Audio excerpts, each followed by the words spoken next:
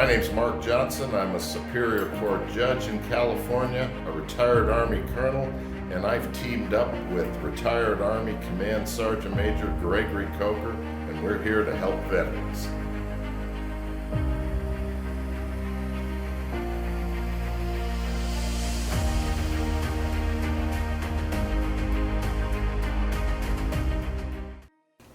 Hello, I'm Judge Mark Johnson. I'm one of the judges of the Riverside County Superior Court, and I want to talk to you about a unique opportunity, a privilege I've had for over 6 years to serve as the presiding judge of our Riverside County Veterans Court. I'm talking to you for two reasons. One, I want you to support our court. No, I'm not hitting you up for money. I'm not allowed to as a judge. I just want you to support, maybe talk to about the court to your friends. And two, if you know a veteran who's suffering, you know a veteran who's justice involved, that's the term for them, send them our way, Department 31 at the Hall of Justice in Riverside, every Friday. So, I was selected because of my background. I'm a retired Army colonel. I also spent a year in Iraq on a tour. During that time, I was an advisor to the Baghdad city and provincial councils. It was one of those win the hearts and minds job, but that didn't influence the insurgents who were shooting at me. They still tried to kill me anyhow. But I was all over Baghdad every day. And one of the things I can never forget is when I was in those armored Humvees and I was being protected outside the wire, there was always some kid's legs right next to me standing up over the Humvee on the saw. That's the machine gun up top. A lot of them were 19, and I was a lieutenant colonel back then in my 40s. But I can't ever forget that kind of sacrifice. So when I see some kid stand in front of me, or I see someone in a jumpsuit, or I see a defendant, or I see an inmate, I don't see any of those things. I see that kid who was protecting my life. Now, to give you an example, the first Veterans Court started in Buffalo, New York, with a judge named Robert Russell. He noticed that veterans dealt far better with other veterans. That veterans who were often lacking in pride in a normal drug court program came into his court when they were in a program exclusively among veterans with their heads held high. And he developed the first Veterans Court in 2008. Ours started right at the beginning of 2012, and it's based on the same principle, that among veterans there is a sense of camaraderie and loyalty and duty. And we can draw upon these strengths, and these veterans can lend their strength to each other and in turn help each other make it through this program. It's marvelously successful. Let me tell you right now that our recidivism rate is 13%. That's really good. I want to do better, but the Department of Corrections, with the same figures, runs between 50 and 70% over the years. We're doing a good job. Recidivism is defined as getting into trouble within 3 years after your graduation from the program. Now, I take a real broad approach on who I'll accept into our Riverside County Veterans Court. If in doubt, I want to accept them. We do not, however, accept homicide or sex offenses. The individual must be a veteran, which means they must have served in uniform, and they must have a diagnosis related to their military service. One of the most common is post-traumatic stress disorder. I've had veterans who have killed over 50 people. I've supervised veterans who've cleaned up after car bombs that have killed over 50 people. PTSD is nothing to play with. It causes issues like avoidance, severe depression, blaming, irritability. What happens is many of our veterans turn to drugs to address symptoms. You know, crushing depression is very easily handled. Just use some methamphetamine. When you don't want to remember something, just use alcohol. The problem is these things are not a long-term fix, but they are a fix for a while. The problem is veterans with a predilection to getting addicted get addicted. Then it's like, particularly with something like methamphetamine, on post-traumatic stress disorder, it's like throwing gas on a fire. Now, I feel very strongly about taking violent offenses here in my program. I think we should be treating violent offenders, domestic violence offenders, because I'm trying to avoid a problem down the way, maybe 15 years from now. But the violence, in my view, I have to make a finding that this violence is related to their military service. I'm not interested in taking mean people into court. I'm taking the good people who have stumbled because of we send them over to some really bad place. We teach men and women in the service to react with violence to threats. They come home, they have a psychological condition that has them seeing threats. Domestic violence is common, and I by no means am supporting domestic violence. It's appalling. But I can tell you, I feel very strongly that we need to be treating our veterans if this violence is a direct result of their military service. And by that, we come up with a treatment plan. Then the program is an 18-month program divided into 4 phases. I expect the veterans to show up on time, well-dressed, none of this shorts and t-shirts. In the program, they receive regular drug testing. At the beginning, the first 3 months or whenever, they are to come to court once a week. This type of intense supervision has been shown on vet courts and with drug courts to actually to work. It works well. It's got a great rate, as you can see by our 13%. Now, what's interesting about this program, when I say drug court or a collaborative court, it means that we have individuals sitting at our table, all working for the betterment of the veteran without this usual advocacy stuff that you deal with in other courts. We have the Veterans Administration, a federal agency. They provide the lion's share of the treatment for the veterans. I'm a state court judge. We have the county probation department that supervises, district attorney looking out for public safety, public defender or private attorneys assisting the veteran. All of these people are working collaboratively. You don't find that anywhere else. And it works. I'm not going to say it's perfect, but it works most of the time, works quite well. This collaborative approach where everybody is unified telling this veteran what to do avoids those kind of loopholes where an addict might be released in 2 days who really needs residential treatment. I'm real proud of the program. I'm proud of our people. One of the big things that is our mentors. Mentors are veterans themselves. They're friends, they're battle buddies. They help out the veteran. They come to court with them. And you're going to meet 2 of our mentors shortly. I found the drug testing and the regular appearances are critical. The support of fellow veterans are critical. At these court appearances, when they come to me, they receive regular feedback once a week at the beginning. And why that's so important, it's not like someone's using and we let them go 2 months before we drag them into court. We're right on top of these issues because we are committed to this veteran improving. I can praise individuals.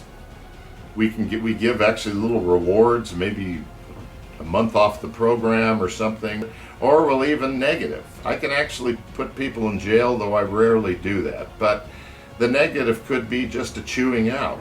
The negative could be, here, tell you what, you relapsed again for the 3rd time. Maybe you should write a reflective essay describing why this happened. The one thing I've learned that you never do is you never get worked up as a judge. I do my best not to because, working with addicts, they're going to fail you. I have people who have been to 6, 7 programs that have now been clean for 10 years. We don't give up on people here in Riverside County Veterans Court. We finished with what I would call a quite thrilling graduation. We've had guest speakers at this graduation that come and honor the veterans who've graduated our program. And then finally, the thing is, the reason they're pushing for that is they can actually get their charges reduced or dismissed. Now, I'm going to take you out in a moment, introduce you to one graduate from our program, Kenneth Haley. I'm also going to introduce you to Command Sergeant Major retired Greg Coker, who's kind of like my right-hand person in the program. We work well together. He's the head of our mentor program. And with that, Tell you what, let's head on out to the court. I'd like to introduce Ken Haley. Ken's here with his permission. He said we could do this, and this is as close to a hero as you're going to find. Ken was a staff sergeant in the Marine Corps, a platoon sergeant. Literally, after being hit by an IED, took a bullet to his chest and refused medical care until the threat could be eliminated or they could take out the sniper. But Ken went through our program, and I always felt he showed a great deal of courage going through the program and a real focus. But I know he struggled, and that's why I wanted to turn it over to him. And Ken, maybe you could just talk about some of what you felt got you into the Veterans Court program and how you think the program helped you. I think originally what led me down to the path where I ended up in this program was that when I got out of the Marine Corps, I kind of lost my identity and my purpose on who I was, and not really knowing exactly where the next step was. After I was going through some of my cognitive processing therapy on the things that I was trying to deal with to recover from my combat experiences, it put me in a place to where I did things that I shouldn't have done that ended up putting me into Veterans Court. Isn't the cognitive processing therapy, that's a talk therapy, but where you have to actually relive traumatic experiences? Yeah, you have to relive everything that you did when you were in Iraq, and then you have to write, they said you have to write 6 pages of your experiences, and I ended up writing like 19 pages of it, but then I thought it was kind of done, but I didn't realize I had to read it afterwards. And then after I had to read it, it was very difficult for me. And then that's kind of what led me into Veterans Court. But it's probably the best decision I ever made. I mean, I don't regret it because I am where I'm at now because of it. This Veterans Court program gave me the support that I needed in order to get through the things that I had to deal with. Because before I didn't have the support group that I needed. So it was just me kind of going through the motions, but not really getting the help that I needed to get through. But this program was great because this is the only courtroom that you'll ever go to that everybody's supporting you to get better and to move forward. I mean, any other courtroom, you're not going to get that kind of support. I think your life, I think you're doing pretty well now. You don't look like the guy that came into the court. No, I'm a lot, I feel a lot better. Like I have, I'm proud of myself again, because that's kind of one of the things I lost for a while is that I didn't really know who I was and who I was going to be from now on. Well, that's one of the things I've heard from a lot of veterans, that they feel they need something to recover their honor. We have an Army Ranger who, it's that the mission concept. Mm-hmm. They got to have that purpose again and their honor and dignity and all that. Mm-hmm. That's one of the reasons why I volunteer and help, many different situations and help as many as I can, because the thing is, that's kind of my job now is, I'm required, to help other people because I get more out of it than they do. Yeah. Because, if I can help them recover from what I had to deal with and, like I even help people with like their marriage counseling and stuff like that now. I think that kind of underscores one of the things about the strengths of the program is the fact that veterans will open up and talk to other veterans more so than they will, just any old guy on the street. Absolutely, and I think it's one of the reasons why a lot of the veterans relate to you at Sergeant Major is because you both have, been, in service. Mm-hmm. And if they're going to a courtroom or, without people that actually know what they've been through, then they're not going to get the help that they're not going to allow themselves to get help from somebody that doesn't really know what's going on. Yeah. So I mean, I think it's one of the really important things that between you and Sergeant Major being here is a huge thing on why this thing works. Yeah. Well, I will tell you, one of the best things I ever did in my life was dismissing your convictions. I can go to my grave knowing that was the right decision. I reduced what I could and expunged all of Ken's convictions. And as I said, I think they were well well deserved, that action I took, and also really what this program's all about. It's about second starts for veterans. Well, it's difficult because there's no bridge between military law and civilian law. And so it's really hard when you get military guys that are trained to kill their whole entire time and trained for combat, and then they do what they have to do in Iraq, overseas, and then they come back and they're expected to be like normal civilians again. So it's difficult to kind of have that bridge between the military and the civilian life. Yeah, that's so true. And Veterans Court, I mean, this program would be great, you know, if we could get to the guys before they end up doing something bad. You know, if we can give this kind of program before they even get, you know, as soon as they get out of the military, that they can get the help that they need before they, you know, ruin parts of their lives. Yeah, no, I've seen a lot of veterans. It was no secret they got in trouble. If you talk to guys on active duty who knew them, they knew it was coming. Yeah. And I agree with you 100%. It just, you know, sometimes it takes the trauma of getting arrested and thrown in jail to get people to kind of wake up. Yeah. And you know, really be motivated for the treatment they need. Yeah, exactly. Especially if they've never been through any of that kind of experience before. I'd like to introduce retired Army Command Sergeant Major Greg Coker. Sergeant Major Coker is our mentor coordinator, which means he runs our mentor program. He's the one who's either Sergeant Major or one of his fellow mentors is out there to give advice, serve as a battle buddy, take those calls late at night by a vet who's struggling, and just be an overall helper and assistant to our veterans. He does an amazing job. And he also runs the Reaching New Heights Foundation, which is a charity that is entirely devoted to helping out our veterans. And I know he's gotten a lot of our veterans into housing. He's got a Bronze Star and 2 combat tours. So, Sergeant Major, go ahead. I know you're a humble man. Well, you know, I'm very appreciative of the opportunity to really connect and continue to serve. I did 26 years, 9 months, and 11 days Boots Con in the military. It was the best time of my life. And I got the opportunity to travel. But my biggest takeaway is the relationship that I was able to build with soldiers and build friends.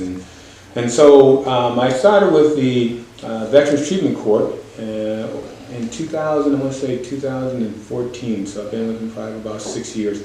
Now I'm the mentor coordinator, and what that basically is I have mentors that actually work with veterans in San Bernardino County as well as Riverside, and so they actually connect. They're battle buddies for the veterans. They're the people who really connect. There's a lot of people who are counselors. There's a lot of people who do all other kinds of things but what we are able to do is be a battle buddy, somebody that they can come to and they can talk to and they're familiar with.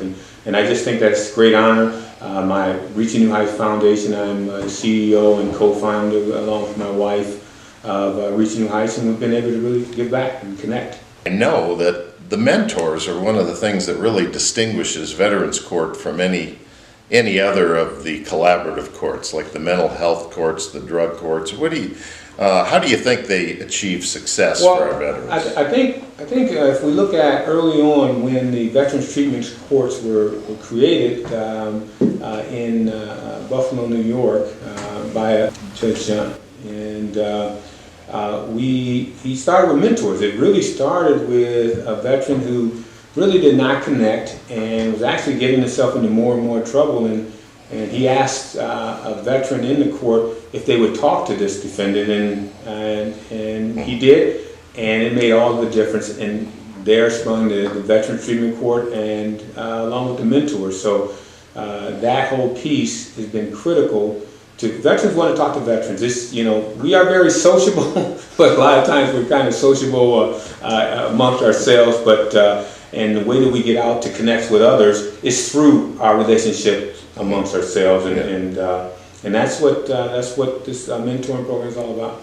Well, what do you think about some of these calls? I'll sit there and tell people, look, if you're coming up with any bright idea at 2 in the morning, you call Sergeant Major Coker. And he actually takes the calls, although I never asked his permission up front. I've taken numerous 2 o'clock calls, as well as I know that one of my senior mentors, Ken Haley, who's here, has taken some of those calls. But we live for that. That's our mission. The 2 o'clock call is, when we're on active duty, we don't get sleep time. Whenever the mission is, and whenever it's done, and so we continue that. So those 2 o'clock calls are some of the best calls we've ever had. These calls are calls that change people's lives, save people's lives, and we live for those kind of calls to really help out. You get tired? Yeah, but it's about the mission. And well, I tell these veterans, because a lot of these vets, they're take charge kind of guys. They've been taught to eliminate threats in the military, but now suddenly the threat is maybe a restraining order with their ex-wife or something. And I try to encourage them to not go run over at 2 in the morning when they have some beef, and that's what you guys have done amazing.